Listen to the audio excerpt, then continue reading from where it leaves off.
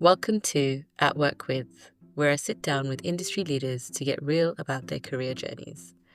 No rehearsed answers, no corporate fluff, just honest conversations about the wins, the fails, and all the messy bits in between. What can I say about Sally? We met through our husbands almost 6 years ago now, and from that very first chat, she has become a quiet but game-changing force in the way that I shape my own career. The rare occasions that we get to catch up, I quiz her like she's my personal mentor, and I make sure to harness every little bit of feedback that she gives so I come back to it later. This woman is a powerhouse in scrubs, incredibly smart, yet so kind. She's one of the top in her game, but also so wonderfully humble. Sally's got this innate ability to put everyone around her at ease, and that too with such humility. She is living proof that brilliance and relatability can truly coexist, and I'm so excited for you to hear her story. Right. Hi, Sally. Hello. Hi. Welcome to the podcast. And I'm so happy you're here in person. Same. So Actually, really, put my really phone happy. away. Yeah. Because blatantly that's going to buzz any minute now. Be very irritating. Right. So I'm going to start from the beginning.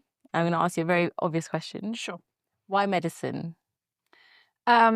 So I come from a fairly medical background. Both my parents are medics. And actually the story kind of as they sort of tie into why I ended up doing medicine and why specifically ophthalmology. So my dad is now obviously retired, was a neurosurgeon at the time, so that's a brain surgeon. And where we were working, he ended up operating on a patient who happened to be a doctor on a flying hospital, Orbis, which is still obviously a charity that goes around and flies around the world.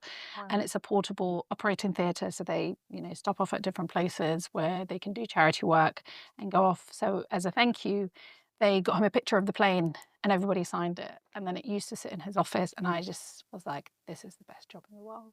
Why wouldn't anyone want to do this? Oh, And wow. then that was it. I've known you for a few years, and I always assumed that was because your parents are Iraqi. No. I just thought that it was just, No. you were going to do something along the lines. Yeah, I mean, that probably did have something to do with it because my mum was like, to be fair, my dad is very chilled. Yeah. My mum is your typical, Yeah. if you're not a medic, if you're not doing a vocational degree, it doesn't Yeah. count. It doesn't matter. Till this day, my baby sister, who's a lawyer, all we go, should have done medicine. And she's done really well for herself, from what I know. Yeah, it doesn't make a difference. She's not a doctor. Oh, good. Okay, well, I was expecting a different answer, but wow. Oh, there you go. That's it. And so then I think going into obviously what you do, Yeah. for people who are non-medics, Yeah. who are probably going to be the majority of these listeners, Sure. can you tell me very, very basically what's ophthalmology and also what drew you into it, given that your dad was not in it and your mom was doing something different? So I think obviously that was, for me, it was the idea that you can help people and you can make a massive difference to their life, and actually fairly simple, straightforward procedures. And then obviously then I went into medical school, heading towards that route. And actually you'll find a lot of ophthalmologists, which essentially are eye surgeons, go into medicine wanting to be ophthalmologists. Because even in medical school, you don't really get taught it that well. I still remember my ophthalmology attachment was 5 days and had all the other subspecialties in it as well, because no one really understands it until this day. As you know, my husband, who's a medic and does big surgery, finds my job really squeamish. This makes no sense to me whatsoever. Mine is so clean. It's very true. So it's a really nice mix of medicine as well as surgery, in the sense that you get to look after people from a medical point of view, but also you get to operate. Your timetable is very much divided into both sections. So if you're very much geared towards more outpatient care, so we have very few inpatients that we look after, as well as doing operating, then ophthalmology is definitely the way forward. It is a niche specialty. There aren't that many of us within the UK. To kind of give you a vague idea, when I started, they have this thing called a training program, which is when you enter into the endless, I can't remember, 8-9 years, I don't know, it seems like it goes on forever. I feel like forever. Within London, there were only 10 places. Oh, wow. I know. And I think there's a little bit more now.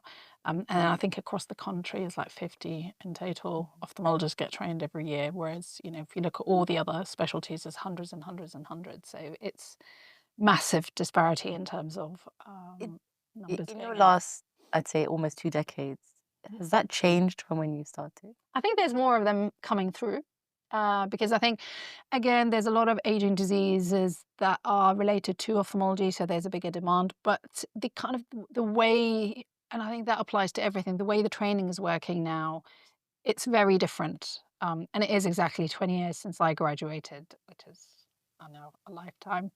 And I've done nothing but ophthalmology. Like Mhm. I did like my standard house job, and then and even in that, I did ophthalmology. So with the exception of maybe 6 months, I did ophthalmology for the entirety of Mhm. those 20 years, which is a running joke in my family. Every time they hand me a stethoscope and ask me, do I know what to do with it? I'm not really. I mean, I could pretend if you want me to. So sorry, I digress. It's changed. The numbers are more, but I think as with everything, the way the training has been shaped, it's more to what the society needs and the community needs. And then they need more generalist ophthalmologists as opposed to super duper, super specialized that only do one tiny little thing that only applies for a handful of the population. So we'll see. Just for listeners who won't know, so I know Sally through our husbands, Yep. who are also both surgeons. So obviously, I've seen my husband going through his training, and it is so tough. Like, I see it from outside in. Sure. Obviously, I don't see his day to day, but it is so tough. And like you said, you've been in the field for 20 years, out of which I'd say half of it was your training and Yeah, going through registrar absolutely. and Yeah. consultancy and stuff. Were there any moments in your training that really struck you emotionally? I mean, I can imagine there'll be dozens. I see it through with my husband, but anything that really stands out. I think in terms of the hardest points, I think there's probably two very major hard points. One, as you know, the final exams, the exit exams, which are soul destroying. And then at the time, the thing with us between me and my husband is training wise, we were very close together in training, which meant we were doing the same thing around the same time. And it was like toss a coin, who goes first? And you get one go. And that's it, because the next person has to go. So you can't fail, because if you fail, then it sets the whole clock back. And at the time, we had our first daughter who was barely one, and it was very stressful. And I actually still remember speaking to one of my seniors, and he said, "You just have to be selfish. For the next 6 months, you have to be selfish. That is the only way to pass this exam. You have to put your head down. Every weekend, you have to leave them. You have to sit in the library. Every moment that you have, it has to be about you and you passing that exam." And yeah, and it was very, very hard. And I actually still remember, because it's, as you know, the exam is divided. You've got the written part and the practical part. So I passed the written fine, got to the practical bit. Remember the first station, it went horribly wrong, and I stepped out going, "Oh my God, I can't do this again." I was like, pull it together." It's like, thankfully it worked. Yeah. So that was really, really hard. It was one of those moments that I really felt that I was stretched to my extreme ends. And I think the other one was, again, essentially at the end of my training, beginning of my consultancy post, more from a financial point of view. I got my consultant job, and we had our third child at that moment. And we had just moved into a house with a Mm. mortgage. My husband went in to do a fellowship. And as you know, the salary at Mhm. that point is Mhm. literally non existent. And yeah, that was tough. We had three little children, all 5 and under. He was never around. I then had to go off work financially. We were very stretched, and it's playing this weighing game Mhm. between how long do you work until you have to stop working and keep it going. And, he suggested giving up the nanny. I was like, I will stop eating, give up food. No way. Yeah, I so was just yeah. I was getting really emotional with that. Now you just It's like, seriously, he was like, that sounds, "We yeah. need to make cuts. I think the nanny needs to go." I was like, "Absolutely no, nanny's not going anywhere." Wow. And I honestly, and that's one of the things I know when I reached out to you and you're just like, oh no, why me? I was like, have you seen your life? Like, I would Yeah, love it's a to bit, learn I more don't about know, I it. don't know. Three little kids. I mean, so these exams, they're horrendous. Like, I've watched my husband go through Yeah. them. They are like, I feel like sometimes I have PTSD from those Yeah. exams. Just sometimes I remember that, oh my God, he's passed. And it's just I still remember the questions 10 years on. And I'm not even joking, because sometimes I have to give teaching to the Yeah. juniors, and I'm like, "Yes, so in my station." And they all look at me, "How long ago was your station?" Actually, it was even longer than 10 years, because my eldest is now 13 and she was barely one. So it was 12 years ago. And I still remember Yeah. every second of that moment, of that exam. Yeah. And it's, yeah.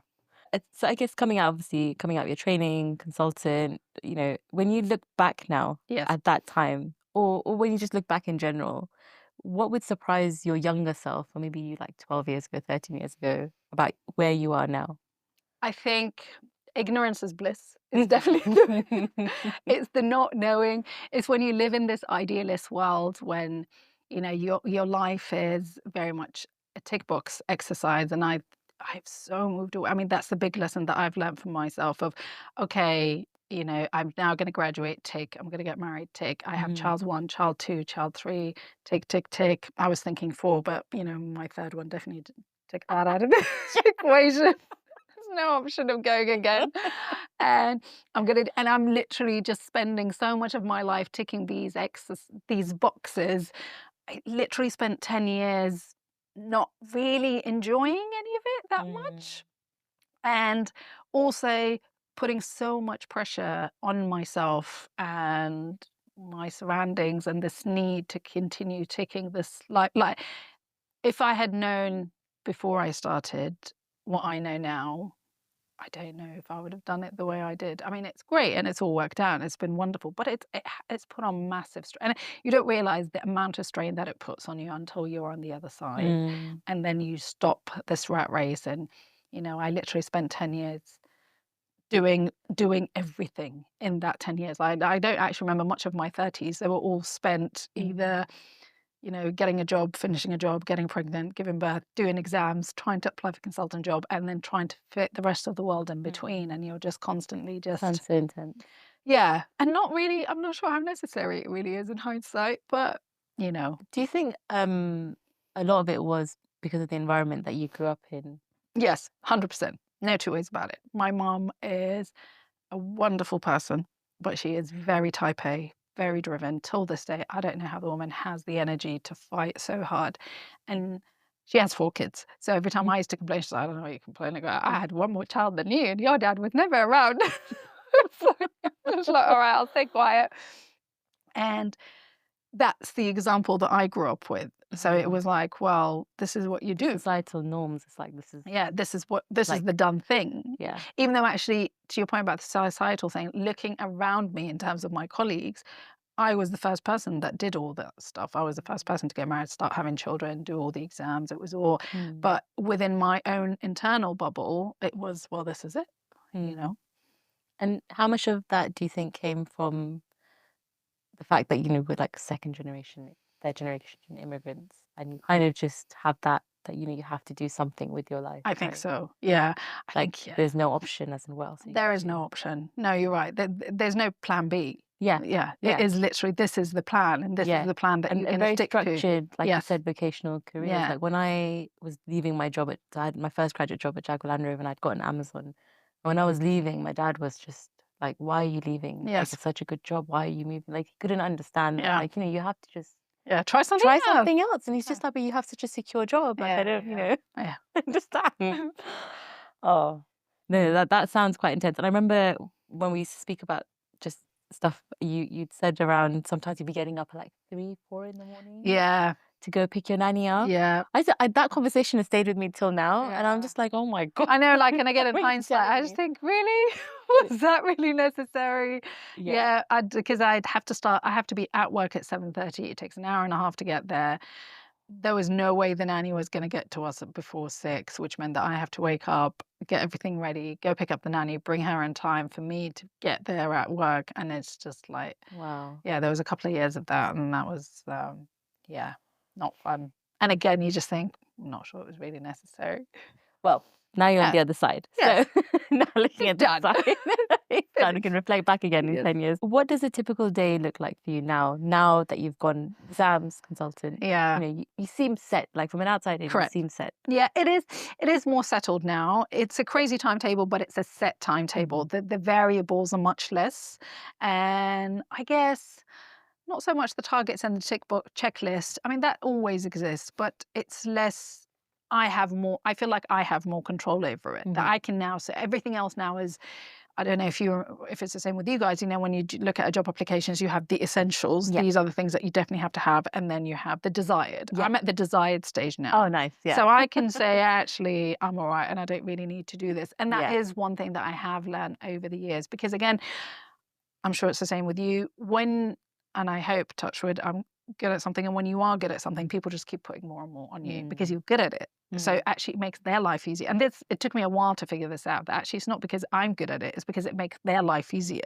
Me doing whatever job they want me to do, and I think that's when my mentality shifted from this constant, I need to move up this ladder. I was like, well, why do I need to Mhm. move up this ladder? I'm very comfortable where I am right now. And it's always this constant push of, you have to do more, you have to get more, you have to achieve more. And I'm like, do you really?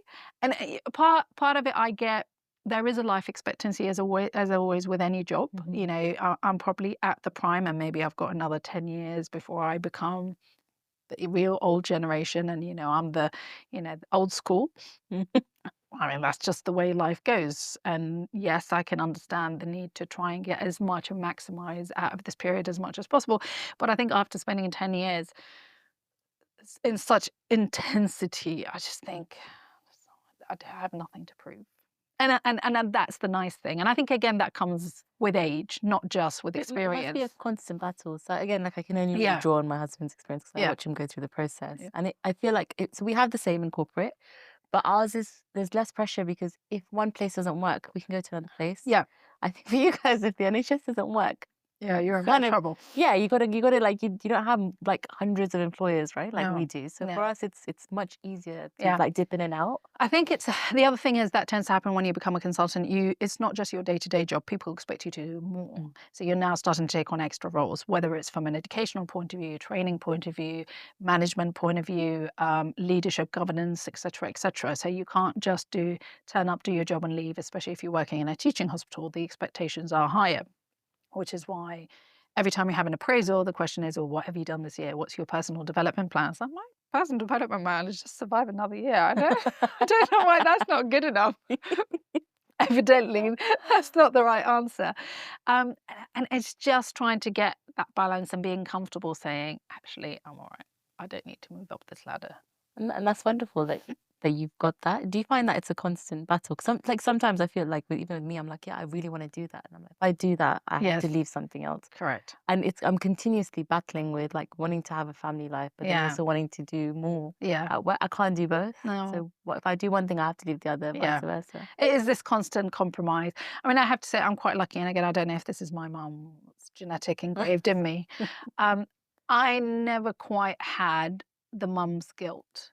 I've never felt it, and not in a bad way, but and I'm sure it's the same with you. Actually, this is what we were saying. Like, I was very excited to come here today because actually, when I'm not working, I'm with my kids. I do very little outside Mm. those two things, and I've made this choice. This is a very personal choice that I've made for myself, and I'm very happy with it, and I'm very good with it. The advantages, I don't feel guilty.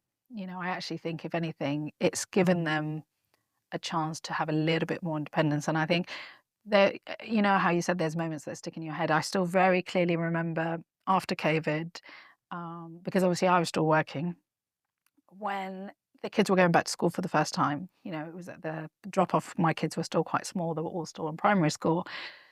And we get to the drop-off gates and everybody's crying and the parents are crying and the children are crying and my kids just turn around and go, "Are you picking us up?" I was like, "No, it's Tuesday." And they're like, "Oh, right, yeah." Yeah, It's like I off they can went. imagine. Exactly. You've met them. I met them. They just went, "All right, see ya." I think especially the older one, she's exactly Exactly. like you. When I think about your kids, I'm like, that's me. She's so similar to Yeah. you. Well, number two's heading in the right direction. Number three kind of makes up his Well, own way. Exactly. And it's, I mean, I would like to think that partly comes from the fact that they see this, you are working hard. They don't, and I do touch base with them every now and again. As like, do you feel that you've been shortchanged essentially? And the answer is always like, no. What are you talking about? I'm like, because I said to them the other day, maybe I should take a sabbatical because I'm eligible for one now. They're like, no. no, we don't want you around. Exactly. So Get it out. just means you'll be at home. Fine. Carry on working. Oh, I was going to ask you about just being a parent in general, but because we're still on the consultant piece, what I was wanted to ask, and I think you answered some of this before as well, but how do you handle the pressure that comes with being a consultant? Because you're like top of your field now, right? Like Yeah. you are the person that people will go to, Yes. right? A lot of the time. I think the most important thing that I say, and I always say to the younger consultants when they're starting, is I don't know is an okay answer. You can say, I don't know. That's all right. Even if the buck stops with you, there's always somebody else who's either more senior or has seen it, or a colleague who's, a bit more specialized in whatever area that you don't know anything about. And asking for help is not really a problem. That's okay. And it's okay to say it to the patients as well. Like sometimes you have all these patients are coming in, and I have patients coming from actually across the country, like Leicester, Liverpool, somebody comes from Wales, like everywhere. And the answer sometimes is, I don't know. And then you ask for a second and third and fourth opinion before you get to where you get to. And you get more and more comfortable with that again as you do more and more of this. But to your point, people turn to you all the time. Like, perfect example is this morning, we had a big list. To be fair, it was very ambitious of So me. a list is Operating. Sorry. Yeah.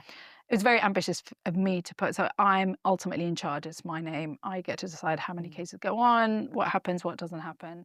It was very ambitious. I was having a day. Who knows? And one of the cases was overrunning. We still had 2 more cases to do. The list was about to finish. Everyone's getting really twitchy. Everyone's looking at me. And they'd give you that look. It's You're 5 o'clock now. yeah, it's like time to go. I've got a podcast to get to, mate. Pretty much. And then they expect you to fix it. You are the person to fix it. And it was fine. Like, again, you kind of just do the best that you can. I was like, look, I'm very happy to take however many cases, because we have a number of operating theatres happening at the same time. I've got juniors that operate with me. My next in command, essentially, she's very senior anyway. She's actually a consultant in Australia that's come over to train because of the stuff that we do. So I let her do whatever she was doing. I took a couple of the patients to the other theatre and finished, and thankfully no one got cancelled. We finished a bit late, but nothing major.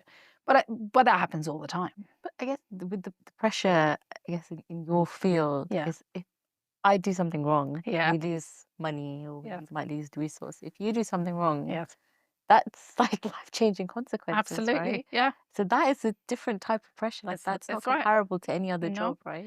And again, you have to make your peace with it. And I say this to my husband all the time, and you learn with time that surgery is humbling. It doesn't matter how good you are, how amazing you are, you will get caught out. If you don't, it's either you haven't done enough, or you're so ignorant that you don't realize you've made a mistake. It's one or the other. And it's usually you get caught out in the times that you don't think you can get caught out. The complicated stuff, you've planned it in your head, you've rehearsed it, you've watched videos, you've spoken to people, you've designed it, you've all it's all, the intricate details have all been timed out. It's when you kind of relax a bit and think, oh, this is going to be a breeze. And that's usually when the man upstairs goes, not quite yet. Get slapped down a little bit. Yeah. Good. And I say this to my patients all the time. It's like, when they go, so there's no risk. Of course there's risks. There's always risks. There's a risk crossing the road. Yeah. But you're right. And I think we've all, hopefully, I think any doctor, especially if you're a surgeon, not that it's any different for a physician, but, I think with the surgeon, it's because it's so personal and it's you that's caused that harm.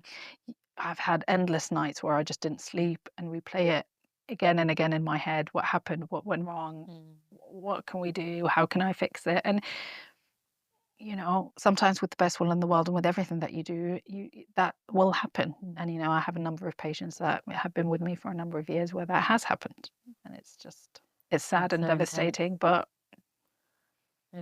you're right. I think you have to have you have to have a different kind of character, I think, to do that kind of field. And Yeah. I guess surgeon, physician, everyone does something different, but you really have to have the confidence in yourself. Yeah. And I think you have to live with the consequences. And you have to live with the consequences because they are there. So going into then surgery, and of course we see it, and even if you don't know any surgeons personally, it is a very male-dominated field. I can see the tide changing, and I've seen it not just since obviously I met my husband and got married, but even before that. What was it like, obviously, when you first started, and even now navigating that as a woman? So I think I'm quite lucky. Ophthalmology in general is a little bit more female friendly than the other big surgical specialties. I think it's just a bit of a softer specialty. They all think it's real surgery. I don't know why. Yeah, until they need a cataract. Yeah, until they need a cataract done, exactly. But for a bit, I did toy with the idea of doing general surgery. I think it was for like a year. That 1 year that I didn't do ophthalmology, I was like, oh, this looks like fun. I did general surgery. I did my exams, actually. Oh, And just for jokes purposes, why not? I wasn't married, I didn't have children. Like, I was is that bored. what that you I speak was to your out in mum? the sticks somewhere with nothing to do. I'm like, all right, so I'll try it. And again, another changing moment. I remember it was 5 o'clock in the morning, and this poor guy came off his bike and had multiple injuries everywhere. He had like broken bones, ripped blood vessels. So every single surgeon in the hospital had to come in. And the consultant was like in his 50s, and I was looking at him thinking, oh my God, I definitely don't want to do this in my 50s. There's nothing, there's no job satisfaction enough for me to do this in my 50s. And I saw the light and came back into ophthalmology. Saying that, it still was, you know, very much still male heavy. I don't know. I mean, I have to say I was quite lucky in the sense that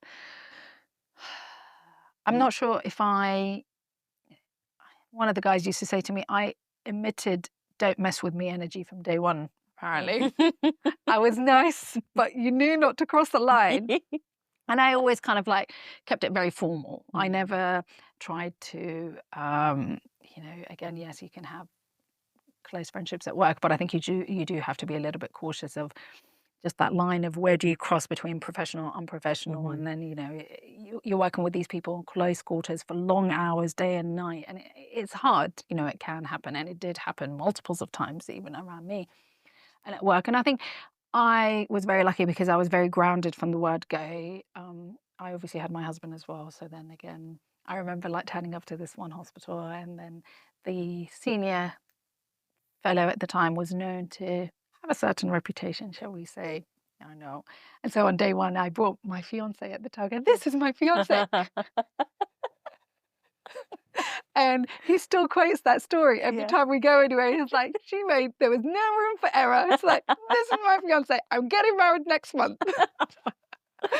And that was it. But I'm going back to one of the stories you told me. I remember all the stories you told me because they're so funny. I remember you talking about a restaurant that you guys go to a lot. It's a Iraqi restaurant. Yes. I can't remember the name. Yeah. And I know when your husband goes, they know him as Dr. Dr. Hani. So. Yes. So when you go, they Yes. know you as Dr. Hani's wife. Yeah. That still stands. Is that still the Yeah, same? absolutely. I'm very comfortable with it. It's all really good. Yeah, I'm just like, yeah, 'cause Yeah. whenever it's obviously because I'm not in medicine, but whenever people like we meet someone or we're at a party or whatever, and they're like, oh, you know, what do you guys do? And you know, obviously my husband's like I'm a surgeon and stuff, and so I'm just like, well, it's just stay at home, do a bit of makeup, you know. Just And then relax. nothing really compares. No. And they're like, oh wow, your husband's a surgeon. I'm like, yeah, so lucky. I know. Yes, I am the surgeon's wife, very loud and proud. Yes. Remember you telling me that story, and I was just like, so I think going back into where you are at the moment, what needs to change? Yeah, I think You it like is that feedback? changing. I think even within our husband's specialties, which is very Yeah. male heavy, Yeah. you know, like 15, 20 years ago. I mean, even when like he trained, there was hardly any women. Now there's at least one or two, Yeah. although I get to hear they are always difficult. I think they can't all be difficult. And you know, Yeah. that's just the stigma. Do you know what? Who cares? That's anything. I mean, that was the attitude that I kind of took. Like, I don't really care if these people like me or don't like me. I just need them to respect me. And I'm here to do a job, and I'm here to be trained. And if they have a problem with that, You've gone through the same process that everyone else has done. exactly. So, And like, you know. but also to your point about being known as Dr. Honey's wife, I never felt the need. Like it really winds my mum up, actually. I was just gonna say, like it never bothered me when someone's like, you know, Yeah. your husband's a surgeon. Yeah. I feel so proud. I was Yeah. like, yeah, he is. I'm Yeah. so proud that my Yeah, husband's a I'm surgeon. proud of my Yeah. surgical husband. But when I was like, why don't you tell me that you're a surgeon? I'm like, well, It's I just don't really not care. necessary. I When they know. need it, when they come to you for an They'll operation, find me. "Hi, Dr. Honey's wife." That gives me qualification to do this. Can you imagine? It's hilarious. And yeah, it's not. I've never felt the need to make that point. Yeah. It just Yeah. whatever. And it If, shows if that you you're so know, secure in yourself. no, I'd which is like if wonderful. you know, you know. If you don't know, Yeah. you know. There's a running joke on that note at work that we have about people being humbled and honoured on LinkedIn. You know, Yeah. and, like, they put this pause and they're like, "I've been humbled," and I'm thinking, obviously not at all, because it's up there. So we keep sending like me and my very close work friend who's like, "Have you seen so and so's humbled and honoured post?" It's like, oh my God. But LinkedIn's become like your professional face. But I love it. I yeah, spend so much time on that app. which is fine. But then I guess moving on, and I know you've already spoken a little bit about this, but and I wouldn't say balance, but how do you juggle? Firstly, you've got 3 wonderful kids. I've met them, lovely kids. But how do you juggle them, parents, in-laws, career, and everything else. Like, I don't think there's a right answer to that. I don't think you can't just I think the answer is it's all one big bowl of mess. And at one That's such a particular great analogy. point, one bit needs more than the rest of it. And that's just the way I've always run it. I think if you try and separate them, that's when things start getting a little bit tricky. I kind of just let it all sit together. And when we were saying, when my exams needed to take priority, that went as number one. Everything else had to wait and deal with the downfall once it's done. And it's the same with the kids. Like my number one and number two had to go through 11 plus, and there was a lot of pressure, and I had to be around a bit more. So then the career and everything had to take a step back. Absolutely fine. And it's it is just this constant moving these pieces around and whatever's at the forefront. And I think, again, having come to the other, because my part is so stable now and I have a bit more control over it, I can give a bit more leeway to this. And again, to go back to the point of the mum guilt, is the hopefully, and I try my best, the lack of guilt all around, saying, no, I'm sorry, I can't do this. And if the other person doesn't like it, that's not my problem. And I think, again, with time, when you do it enough times and people realize that actually you're not being difficult, this is how much you can do for this particular moment in time. Your priorities, right? Yeah, but then I think they tend to kind of like settle down. So on that note, my lovely mother-in-law stayed with us a couple of months ago now. I don't know, time flies, It was the end of Ramadan, so that must be like whatever. And bless her, because she's never really seen the intricate, detailed working of how every second counts. Like, for example, the kids have multiple clubs that go in multiple different directions at multiple different times, and sometimes have multiple clubs on the same day. So Thursday, we walk through the door at 3:30. 3 for little one have to go to his swimming class. He comes back, I pick up the second one because they can't go at the same time, and then take her. Yes, it's all around the corner, but that's absolutely fine. By 6 o'clock, hopefully the big one would have arrived back. The piano lesson starts, and then anything extra on top of that happens. Be literally our time. And then she was just watching me walking in and out of that door. And this is after a full day's work, by the way. Yeah. And you just kind of you just roll with it. And if something just gets, the balance moves around, then you just have to say, well, sorry, the balance moved around. It's like ruthlessly prioritizing. We never used to do it that well, but since we had a little one and so much is going on with both our careers, like literally, I think we sit down on a Sunday now, we go through literally. Oh yeah. This happens to us every Sunday. I was like, oh God, if we used to laugh at people who did that, and now we do it. You have to do it. You have to do it. Because like, you're doing this today, I'm doing this today. And and then we get our parents involved. Yeah. It's just like, I know, it's the same with us.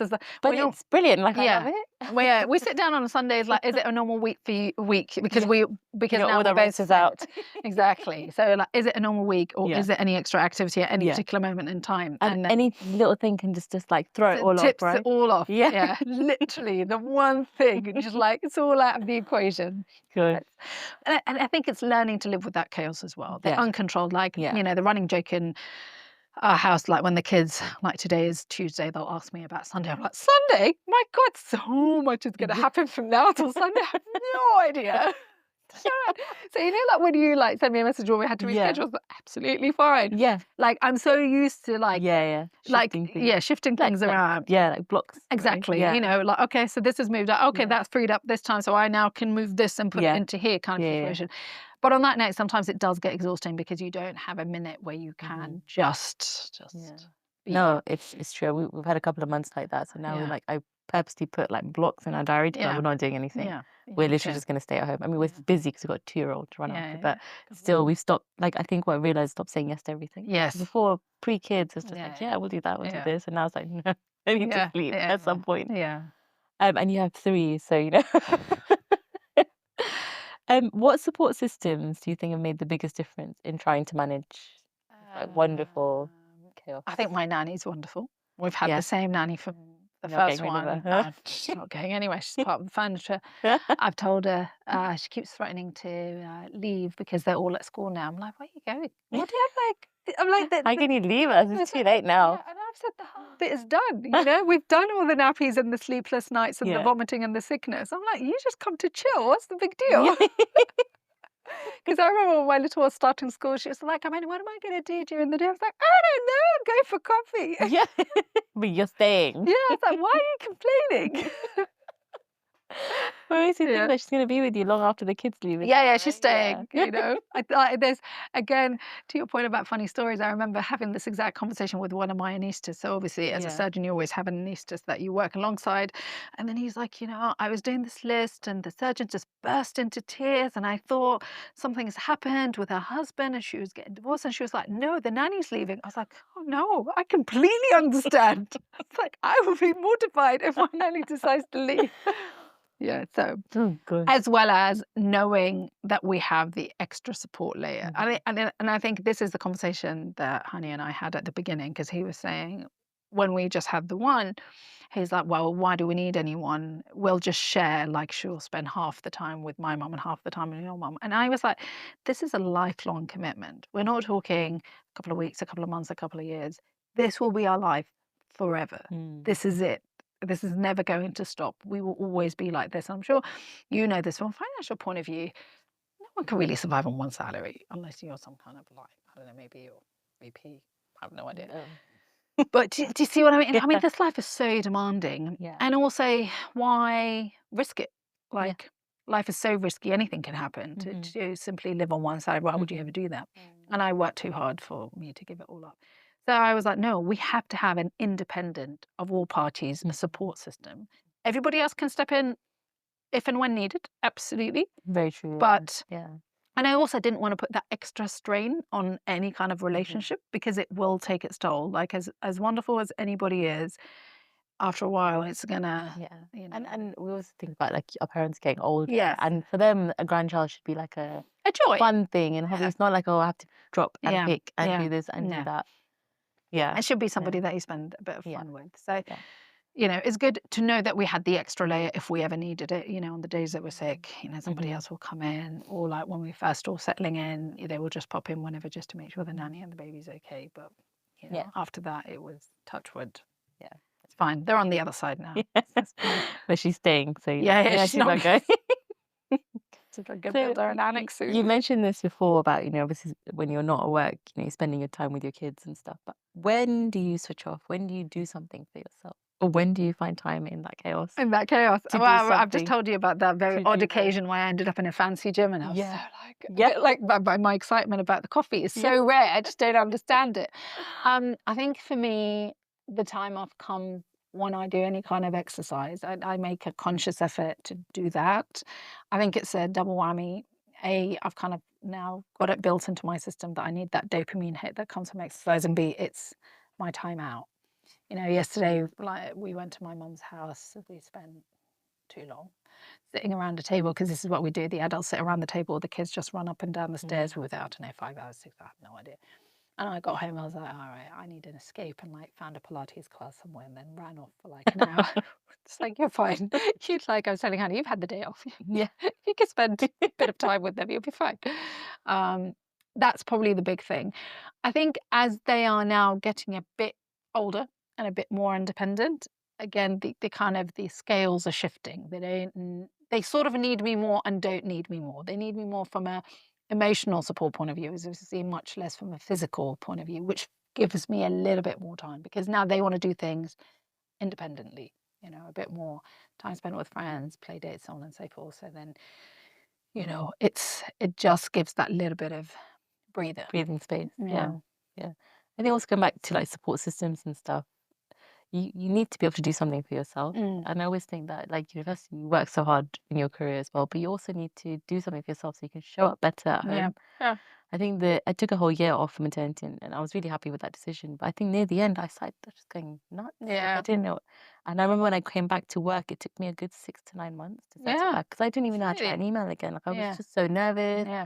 I was scared of public speaking. I didn't want to go to meetings. Like I was just so overwhelmed. And I was like, I cannot take my time off again because you're just out of the game. Yeah. And you just lose yourself in that. Yeah. And your game moves very fast. At least the eye is still an eye when I come back. I came back to a different company every time I came back. So no, absolutely. So then I guess looking forward now, what's your vision when you think about the future of eye care? And just medical training in general. Yeah, I like think it's all going to change. I think such a shift. yeah, I think see. it's already moved. It's already changed. You know, the big focus, like I said, has moved more towards provision of care, which is absolutely fine. It's expensive to train people and expensive particularly to train surgeons. And I think unfortunately what is happening a lot, and this never used to happen, you know, we have people leaving medicine and quite late on, you know, Yeah. like the NHS has invested so much money in them. Either they finish their training and just leave and go fully private, or just leave and actually leave the medical field altogether. There's a lot of AI work now being done, a lot of, you know, different sort of delivery of care, whether it's the follow-ups are now done all automated on the phone. Like I know one of my junior trainees got involved in this telecommunication company looking at, he designed this program, which now I can't remember the name, probably a good thing, where it's automated service of, instead of coming into hospital after you have your routine cataract operation, because 9 times out of 10 you're absolutely fine, you have this machine that essentially calls you and records your automated answers, and based on that will say to you, yes, you're fine, or no, go see this person, and that's it. And then you don't ever have to come back to hospital again, and then or go see your optician 4 to 6 weeks or something like that. I know. Wow. Which is great because it freed up a lot of space and saved a lot of money. But you know, from a surgeon point of view, if you never really see your patient after the surgery, I'm not sure how much learning you're doing. And there is definitely, we talk about this all the time, the older generation, quote unquote, because I'm the last generation of pre the change in the way that Pre-AI and and there's this thing called MTAS, which I can't remember, where they kind of nationalized the way the training works. I was literally the person that just got in, I think just at the entry point or just the year before, the year after, I can't remember, but it's the final generation where people did stupid, crazy hours where, you know, you stood in the corner and waited for someone to talk to you, and you were grateful if someone gave you anything. And if someone told you to work, you just work. You didn't ask any questions. There is a huge sense of entitlement now for doctors coming through. And I don't know how much of that is because they paid for their education. That might have something to do with it. And how much of that is just the general mentality. You know, it's different. And that's not good. That's not bad. You know, like I said, sometimes hats off to them. Like I just think, you know, I get a phone call from I mean, this was not funny, but sort of funny. I got a phone call from the manager saying that the person who I'm responsible for, so every junior trainee has an educational supervisor that's responsible for their educational needs as well as their overall well-being, went off with a migraine.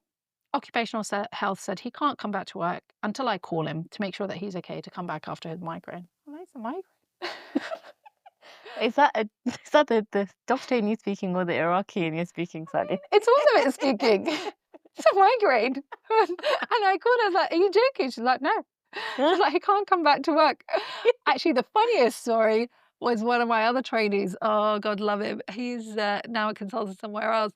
He phoned in sick because his girlfriend had period pains. And I was like, just lie, man. Oh my God. He's like, I can't leave her because she's in pain. And I'm like, oh, I mean, I don't even know what to do with that. What? He's like, yeah, she's got, and I'm like, so what, every month you're just not going to come in around this time? I don't know, anyway. So we've completely, you know, It's a different, moved 180 degrees. It's very different. It's different. You can't say it's good. You can't say it's bad. It's different. It very much fits with the here and now, and this time of life. You know, it's a different mentality of how what your expectations are and what to expect from the person who you are training as well as your trainer. So we'll see. And you mentioned obviously AI. What do you think, or how do you think AI will now intersect with something like ophthalmology? Oh, ophthalmology is massive on AI. It's huge. You But know, what do you think is going to be the impact? Like you said, you know, if your surgeons, especially trainees, are not seeing their patients, and they're becoming more hands off. Like you know, like a parallel to our universe is that we all work from home, so we don't have those face-to-face interactions, and we're just doing our own thing. And it's just the value of face-to-face. I think the empathy is going to be very difficult to capture because that only comes from direct face-to-face, multiple interactions. To your point, having the difficult conversations. If you have a complication, you sit in front of that person and you tell them, I made a mistake and I am sorry. You don't do that enough, you won't learn how to do it properly. And it's very difficult. Ophthalmology particularly very much is leans towards AI. You know, there's already so much machinery, you know, the way we do the surgery, the way it's performed. Like Simple example, the way cataract surgery is performed, a lot of the time it's freehand. We just use an ultrasound machine to remove the cataract. There's now a femtosecond laser, which pretty much does 75% of the operation.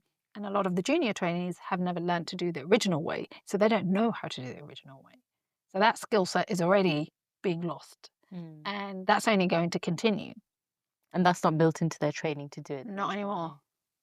If the Because it's machine doesn't quicker. work, or then you wait Okay. on the old people around. There's at least one old person around. If the machine breaks down, you Oh comes my and does the God. surgery.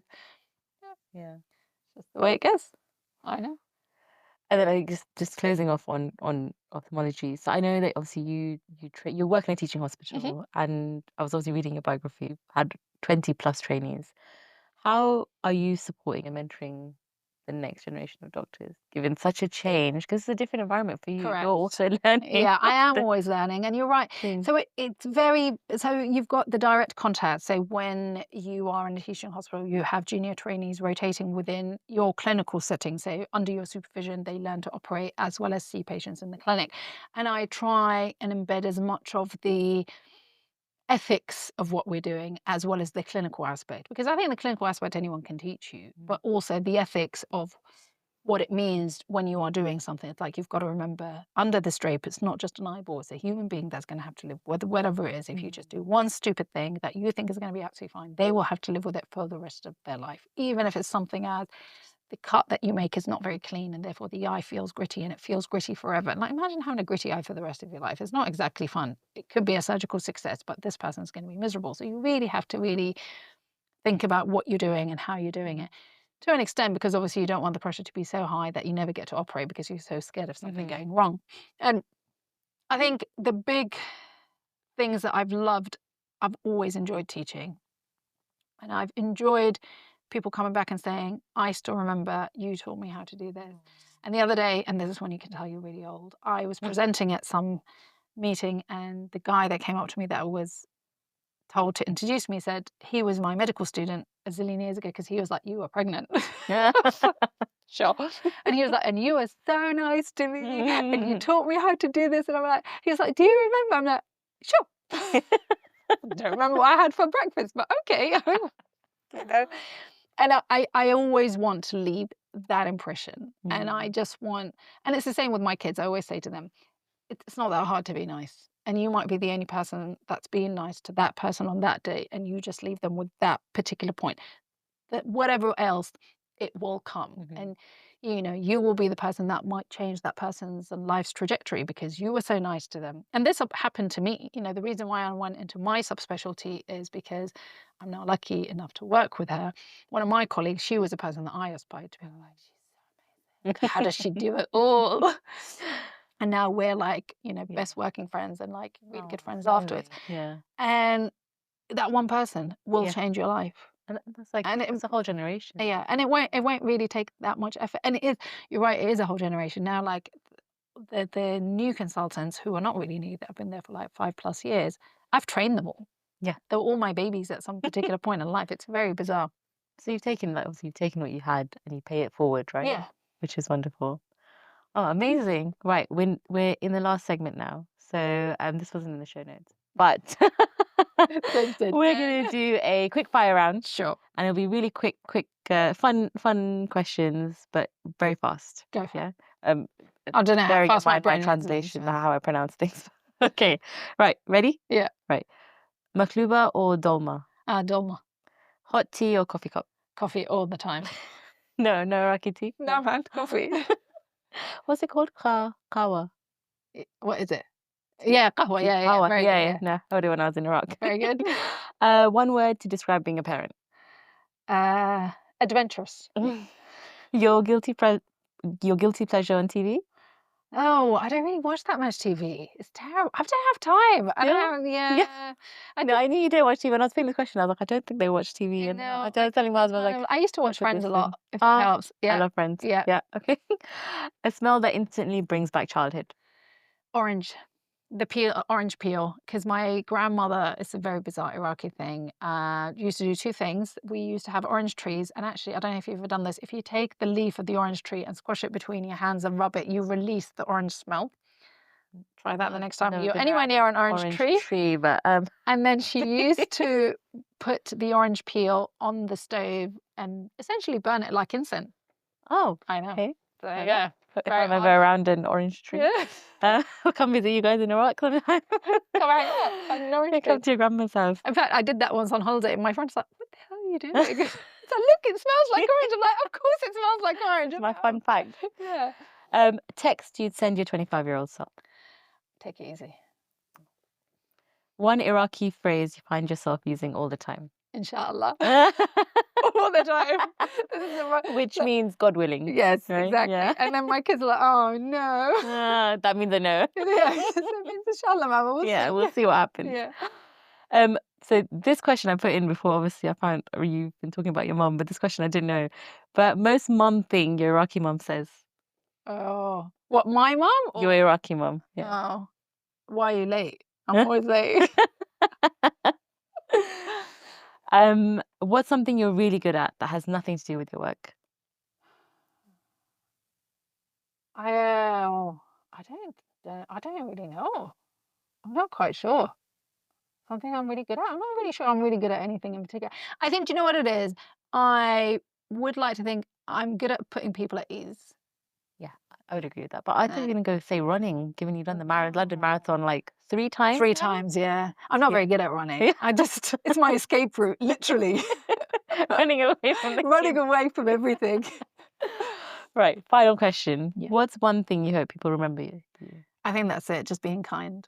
Like, that's the thing that I like, like when people come up and then, when they say, "Oh, someone said, oh, you're really nice." That's all Aw. that matters. That's all that matters. Because at the end of it, that's it. Oh, that's wonderful. Well, that's it. Thank you so much. Thank Sally. you, Anna. Pleasure. Thank you very Thank much. you. Thank you for asking me. Thank you so much for listening. If you enjoyed this episode, the best way to support the show is to subscribe, leave a quick review, or share it with someone who you know would love it too. Every follow, share, and a bit of feedback helps more people discover these stories and helps me keep the conversations going. Thank you so much for being part of the journey. See you on the next one.